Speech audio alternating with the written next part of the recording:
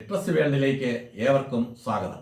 മണ്ണിലും വിണ്ണിലും മനസ്സിലും മഞ്ഞിന്റെ കുളിരും, സന്തോഷത്തിന്റെ ആർപ്പുവിളികളും സമാധാനത്തിന്റെ തിരുനാളവും ഐശ്വര്യത്തിന്റെ പ്രതീക്ഷകളും പെയ്തിറങ്ങുന്ന ഡിസംബറിലെ ക്രിസ്മസ് കാലത്ത് മാനവ സാഹോദര്യത്തിന്റെ സന്ദേശവുമായി കടന്നുവരുന്ന ക്രിസ്മസ് പാപ്പായെ നമുക്ക് സുപരിചിതമാണ്.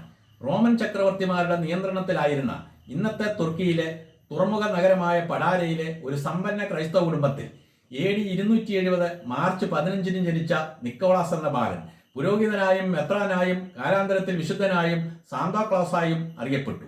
ബാല്യത്തിൽ തന്നെ മാതാപിതാക്കൾ നഷ്ടപ്പെട്ട നിക്കോളാസ് തന്റെ സമ്പത്ത് മുഴുവൻ പാവങ്ങൾക്ക് ദാനം ചെയ്യുകയും AD 343 ഡിസംബർ 6 ലോകത്തോട് വിട വാങ്ങുകയും ചെയ്തു.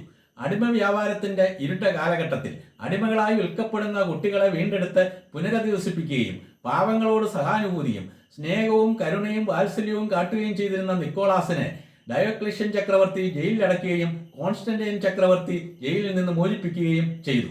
അമേരിക്കയിലേക്ക് കുടിയേറിയ ഡച്ചുകാർ സെന്റ് നിക്കോളാസിനെ സെന്റർ ക്ലോസ് എന്നും മറ്റുള്ളവർ സാന്താക്ലോസ് എന്നും ക്രിസ്മസ് ഫാദർ എന്നും വിളിച്ചു വന്നു. ചുമന്ന കുപ്പായവും കൂർമ്പൻ തൊപ്പിയും ഷൂസും തോൾസഞ്ചിയും നരച്ച താടിയുമായി കടന്നു വരുന്ന സാന്താക്ലോസ് എന്ന ക്രിസ്മസ് പാപ്പായ്ക്ക് വിവിധ രാജ്യങ്ങളിൽ വേഷത്തിലും ശൈലിയിലും ചെറിയ വ്യത്യാസങ്ങളുണ്ട്. മാനവ സാഹോദര്യത്തിന്റെയും കാരുണ്യത്തിന്റെയും സഹാനുഭൂതിയുടെയും സമാധാനത്തിന്റെയും പ്രതീകമാണ് ക്രിസ്മസ് പാപ്പ.